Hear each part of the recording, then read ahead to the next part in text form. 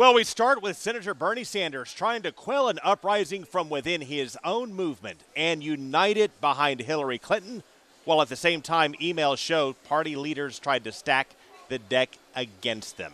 That's the challenge for Bernie Sanders, and here is the message he delivered to try to bring it home.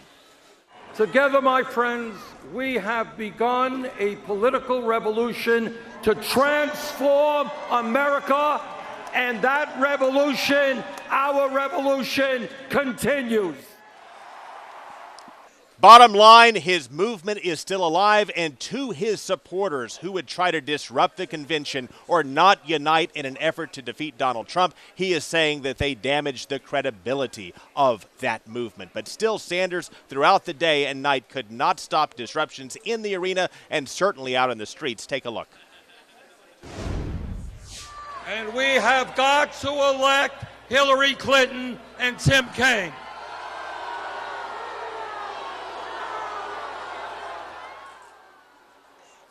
There were also chants in the street, "Hell no, DNC, we won't vote for Hillary," that played out in a march across the Ben Franklin Bridge and streets across the city. And with that, the Sanders campaign and also Sarah Silverman, comedian well known for supporting Bernie Sanders, also spoke out to try to move the supporters behind Hillary Clinton. Take a look. Can I just say, to the Bernie or bust people, you're being ridiculous.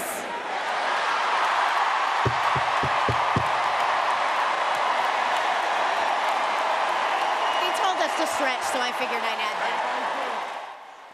Debbie Wasserman Schultz, bottom line, is out. Watch how she was booed this morning at the Florida delegation.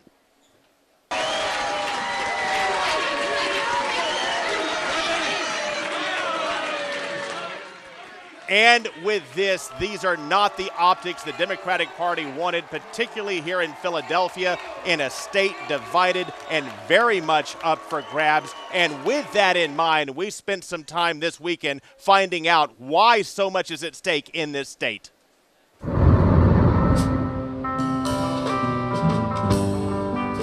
When you drive through western Pennsylvania, at first you see a whole bunch of nothing except the rickety corkscrew roads that plunge through mountains and burn you in tolls.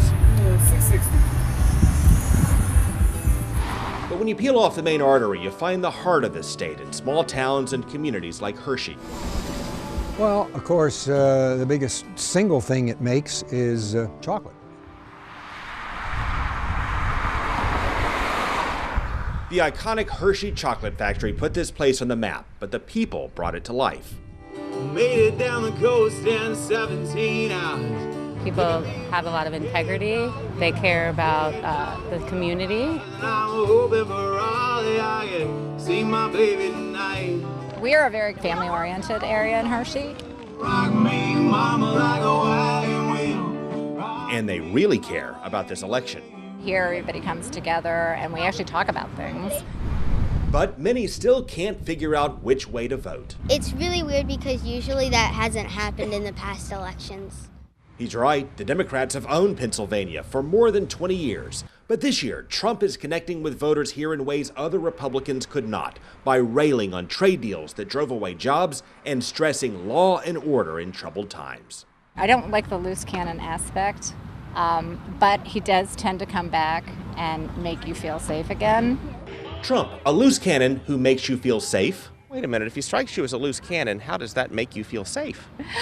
Because I do believe that we have so much going on, and now you're really making this tough for me. So that question I know is going to get wiped from there. You might be surprised. Take two. If he's a loose cannon, why does that make you feel safe?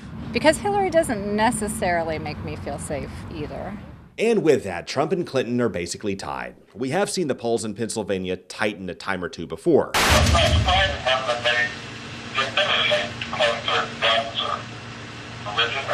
Senator Obama nearly blew it by saying the people of western Pennsylvania cling to guns and religion. But then Senator McCain really blew it by muffing his comeback as only he could. Senator Obama's supporters have been saying some pretty nasty things about western Pennsylvania lately. And And you know, I couldn't agree with them more. McCain would have lost anyway because he got wiped out in the Democratic stronghold of Philly. Same thing happened to Romney. But this year may be different. Have you decided yet whether you like Hillary Clinton or Donald Trump? Because a lot of swing voters don't seem to like either one. No, I don't know. Not really. I don't. Ken Bowers is a retired spokesman for the Hershey Company who has some thoughts on that. I do like to do weeding. He says his neighbors like to keep politics as clean as their yards. And he says Pennsylvania is torn because the race turned nasty and both candidates have baggage that turns them off. I've never been a big fan of Hillary Clinton. In some ways I have some respect for her, but in other ways I don't. He comes off as very brash, very outspoken. And he says they both have failed to key into what makes this state tick. Small-town Pennsylvania is very tuned into Pennsylvania's history and the importance of Pennsylvania's history in the United States of America. You see it on the road to Philly, from Gettysburg to Valley Forge. So whose office is this? This is General Washington's office. No, wait, but there was a story attributed to him, I cannot tell a lie, right? Yes. What would he think of Clinton and Trump?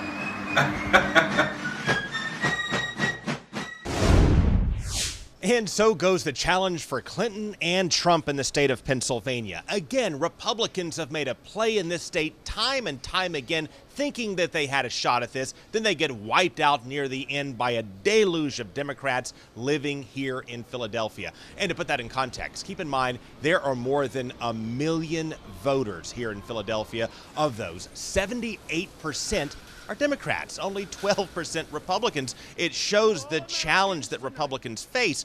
But this may be different a bit with Donald Trump because he is connecting with a lot of so-called Reagan Democrats, blue-collar Democrats here in Philadelphia. And then beyond, he's doing particularly well among lower-educated, white, working-class voters that helped him win every county in Pennsylvania in April during the primary.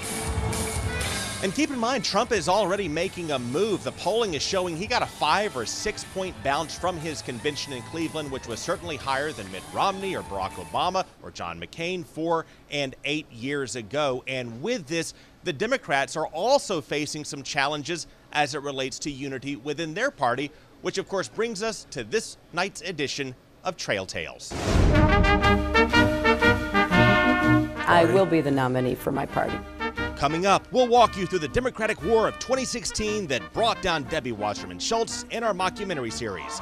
And on Bernie Sanders' big night, we'll show you where Sanders stands on some important issues for Tampa Bay.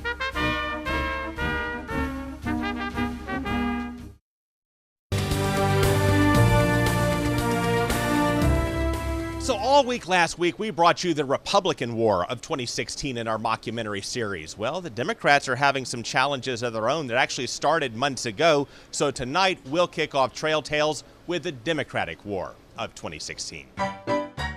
It's time now for Trail Tales.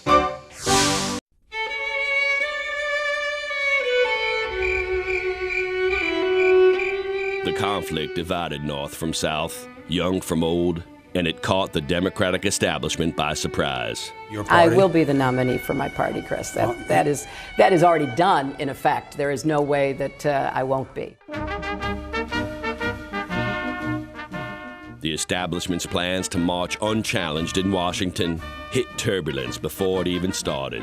I remember particularly a trip to Bosnia where the welcoming ceremony had to be moved inside because of sniper fire. There was no greeting ceremony, and we basically were told to run to our cars. Now that is what happened. She forgot the war press had cameras. I just said some things that weren't in keeping with what I knew to be the case. General Clinton stumbled in Bosnia. Then she lost the Great War of 2008. She came out of retirement rustier than they thought. We struggled to, piece together the resources for mortgages for houses, for Chelsea's education. It was not easy. It may be hard for your viewers to remember how difficult it was for people to talk about HIV/AIDS back in the 1980s. And because of both President and Mrs. Reagan, in particular Mrs. Reagan, We started a national conversation. And obviously, Secretary Clinton quickly realized the error that she had made, and she put out a statement.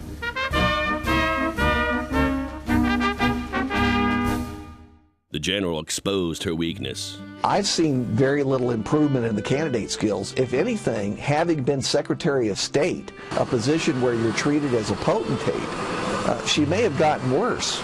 It's tough to go back to rope lines after you've been with kings and queens. As she declared herself a champion of the people, the general wore dark glasses to conceal her face in public and strung rope lines to keep the mudrakers at bay. And as winter set in, her vast army bogged down on the snowy plains of Iowa. I think the people of Iowa have sent a very profound message to the political establishment. To the establishment, Senator Bernard Sanders was old and rumpled, nothing more than a silly nuisance to inevitable coronation of General Clinton. Why would the Democrats nominate someone who's not even a Democrat? To me, it really doesn't make any sense. The old guard scoffed at the insurrection from the small green mountain state and lashed young women who would not fall in line. There's a special place in hell for women who don't help each other. Madeleine Albright. But to the dead-ridden young masses, Sanders was a burning supernova of charisma. We need bold changes. We need a political revolution. And it sent shivers through the establishment, and winter set in. For I fear this great war may be the end of me. DNC Commander Debbie Wasserman Schultz. Yeah, and so goes Chapter 1 of the Democratic War of 2016. You can catch up on our mockumentary series by checking out our YouTube channel. Search for Craig Patrick's Money, Power, and Politics on YouTube and click subscribe at the top of the page. In addition to our parody and satire and humor segments, you can also watch full shows you may have missed and extended interviews. Of course, the big story tonight was Bernie Sanders, and he told the nation where he stands on the issues that will drive the rest of this week in Philadelphia.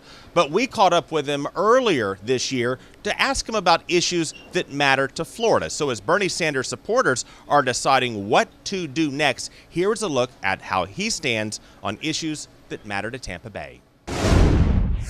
So if Congress does not go along with single-payer health care, would you support increasing federal funding for Florida's low-income pool so that people could get the health care they need? Throughout my entire life, I have believed that health care is a right of all people. And in any and every way that I can, I want to see all of our people have health insurance. I will do everything that I can to lower the outrageous rip-off of the drug companies and charging us the highest prices in the world for medicine. We'll do everything we can to lower deductibles and co-payments. I think the best way forward is a Medicare for All health care program. And if you enact the tax increases that you propose, how would you prevent capital flight, a flow of money out of the country? There are ways to do that. I mean, there are tax methodologies that tell corporations that if they go abroad and they're still American corporations, they are going to have to pay their fair share of taxes. According to Bloomberg, Tampa Bay ranks 5th highest in the nation in terms of income inequality. What specifically do you see in Tampa Bay that may be causing that that's not happening in other places? Well, I'll tell you, but it's happening in Tampa Bay, what's happening all over this country. The rich are getting richer, and you got a lot of people working for $8, $9, $10 an hour. In terms of space exploration, what should our vision be from here? Where should we go? When should we do it? I think, space exploration and the adequate funding of NASA is really important. And it's not just space exploration. As a result of the work of NASA and what we have already done, we have learned a whole lot and created a lot of products that are helping all of us right here on planet Earth. Current budget around $19 billion. Should it be higher, lower? Yeah, I would support increasing funding, yes. But you've voted for decreasing funding in the past. It depends on contexts.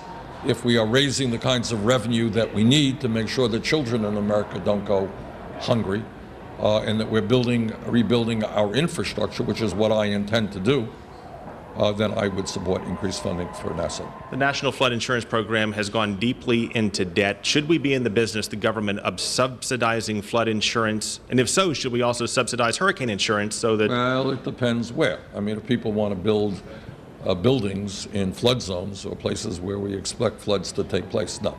I think we got to take a hard look at that. Senator Sanders, thank you very much for your time. Coming up, we'll drill into the speeches and score tonight for Bernie Sanders, Hillary Clinton, and the Democrats. And we'll bring in Evan Axelbank with the scorecard.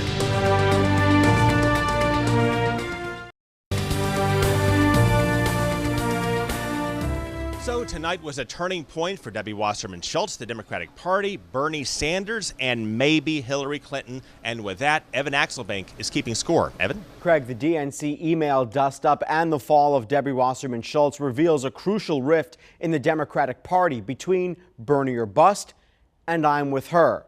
Senator and liberal darling Elizabeth Warren tried to put that coalition, those two coalitions, back together. She insisted that Trump was a rich con man and seemed to urge Sanders supporters to be with Clinton because Clinton is a true progressive. She said Clinton wanted student loan reform to fight climate change and to overturn Citizens United. Then there you see him, Bernie Sanders said that she included him in making her platform, which he says is the most progressive in the party's history. Sanders said that she must become president of the United States. I am going to do all that I can to make that happen. I have known Hillary Clinton for 25 years. I remember her, as you do, as a great First Lady who broke precedent in terms of the role that a First Lady was supposed to play as she helped lead the fight for universal health care. Hillary Clinton will make an outstanding president, and I am proud to stand with her tonight. Thank you all very much. One delegate from Iowa was quoted earlier today as making a revealing joke, saying that Bernie gave us Mountain Dew and now he wants us to go to bed. That delegate said it's not going to happen, so challenges still ahead for the Democrats. For Money, Power, and Politics, I'm Evan Axelbank. Coming up, we'll round up the winners and losers live at the Wells Fargo Arena in Philly and roll out predictions for the rest of the week.